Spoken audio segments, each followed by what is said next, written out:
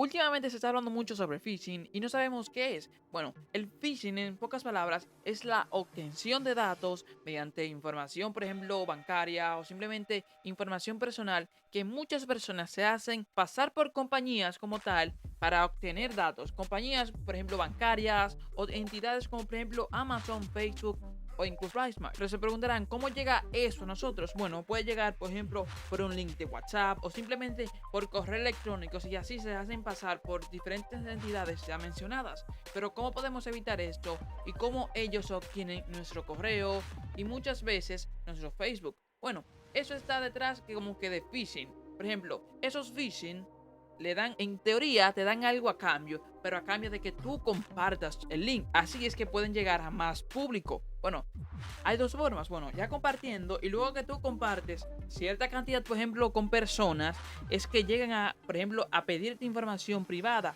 o simplemente te ponen la información a que tú la rellenes para darte presuntos regalos. Pero se preguntarán, ¿cómo podemos evitar eso? Lo primero es que hay dos formas de evitarlo. Lo primero que vemos en un link, esos links no tienen el nombre de la dicha página que nos manda. La primera es que el mismo navegador lo interrumpa y te diga esto es phishing y te alerte de que eso está activo. La segunda manera es entrando a los links y verificar qué tan confiable puede ser la página. Luego de ver cómo es la página, por ejemplo, mira, felicidades. Vas a llenar una encuesta, no vas a invertir, no vas a hacer nada. ¿Qué compañía te va a dar dinero sin, por así decirlo, sin ser cliente o sin simplemente enseñarte una factura? O ver esos comentarios fakes que estás viendo, como que perfiles muy perfectos y como que ese tipo como que de, por así decirlo, juego o cosas al azar. Eso no debe ser. Lo siguiente es que te ofrecen una tarjeta sin hacer nada. Y para completar, ¿qué tienes que hacer? Compartir.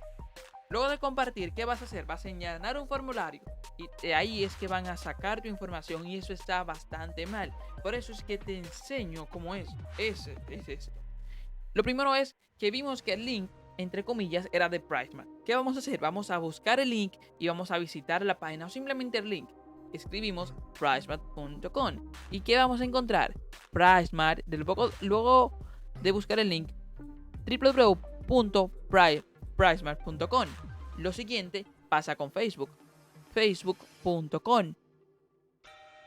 Un poco más abajo y vemos que dice facebook.com. Ningún link, por así decirlo, aleatorio con números y letras al azar. Buscamos Amazon. De igual manera va a aparecer amazon.com. Luego del www tiene que aparecer Amazon.